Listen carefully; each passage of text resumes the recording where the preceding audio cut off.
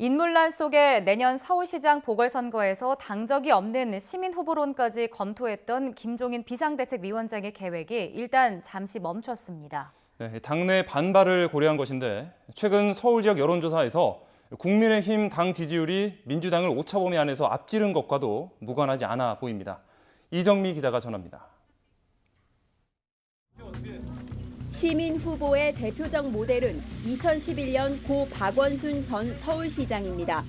정치권 밖에 있다가 안철수 서울대 교수와 단일화했고 이후 민주당 후보였던 박영선 의원 등과 경선을 치러 야권 단일 후보로 당선까지 됐습니다.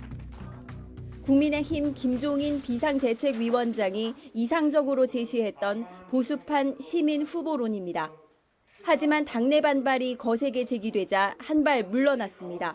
시민 후보를 선출한다고 하는 얘기는 조금 아직 성급한 얘기 같고요.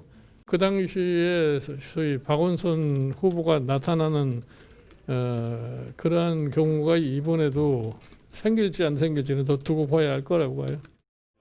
당내 경선 룰은 늦어도 2주 안에 의원총회에서 확정할 계획입니다. 책임당원과 일반 시민 여론조사를 섞은 예비경선에서 너댓 명을 추린 뒤 100% 여론조사로 본경선을 치러 당 후보를 결정할 가능성이 현재로선 가장 커 보입니다. 예비경선에서도 책임당원의 비율은 10에서 20% 정도로 하고 일반 시민 참여를 최대한 늘릴 계획입니다.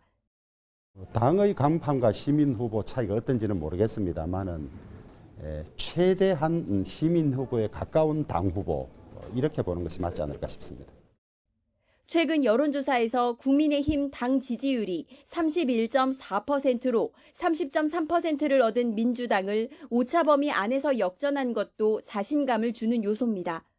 하지만 본경선 때 외부 후보를 당에 영입하거나 경선이 끝난 이후 반민주당 연대를 할 가능성은 여전히 열어뒀습니다. 안철수, 금태섭, 김동연 등 당 밖에서 당선 가능성이 더 큰 야권 후보가 나온다면 상대 후보를 봐가며 단일화할 수도 있다는 뜻으로 풀이됩니다. 문제는 당내에서 이렇다 할 서울시장 후보가 눈에 띄지 않는다는 겁니다. 일단 시민 후보로는 제동을 걸었지만 과거 정권과의 고리를 끊고 여론의 지지를 받으면서 당내 반발까지 추스를 수 있는 후보를 찾는 게 그리 쉽지는 않아 보입니다. YTN 이정미입니다.